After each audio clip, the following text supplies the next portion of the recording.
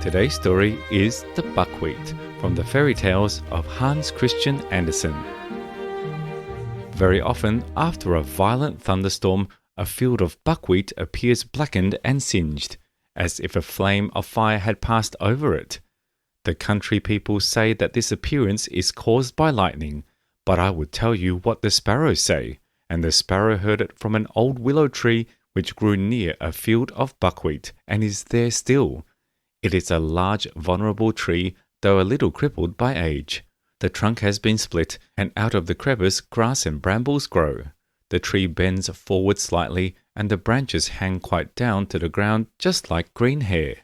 Corn grows in the surrounding fields, not only rye and barley, but oats, pretty oats that, when ripe, look like a number of little golden canary birds sitting on a bough. The corn has a smiling look, and the heaviest and richest ears bend their heads low as if in pious humility.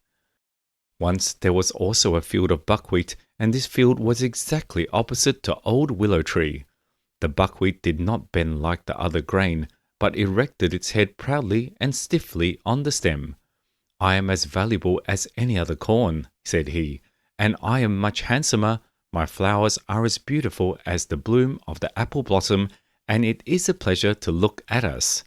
Do you know of anything prettier than we are, you old willow tree?" And the willow tree nodded his head as if he would say, "Indeed I do." But the buckwheat spread itself out with pride and said, "Stupid tree, he is so old that grass grows out of his body." There arose a very terrible storm.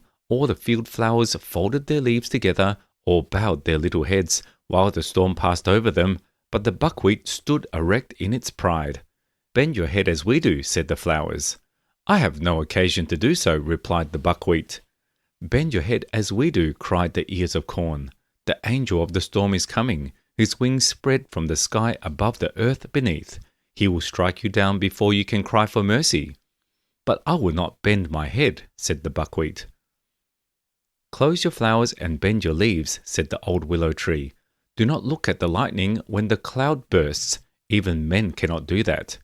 In a flash of lightning heaven opens, and we can look in, but the sight will strike even human beings blind. What then must happen to us, who only grow out of the earth and are so inferior to them, if we venture to do so?" "Inferior indeed," said the buckwheat. "Now I intend to have a peep into heaven."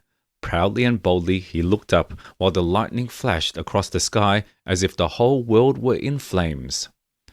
When the dreadful storm had passed, the flowers and the corn raised their drooping heads in the pure still air, refreshed by the rain, but the buckwheat lay like a weed in the field, burnt to blackness by the lightning. The branches of the old willow tree rustled in the wind, and larger water drops fell from his green leaves as if the old willow were weeping.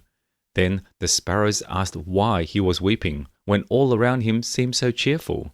"See," they said, "how the sun shines and the clouds float in the blue sky. Do you not smell the sweet perfume from flower and bush? Wherefore do you weep, old willow tree?" Then the willow told them of the haughty pride of the buckwheat, and of the punishment which followed in consequence. This is the story told me by the sparrows one evening when I begged them to relate some tale to me.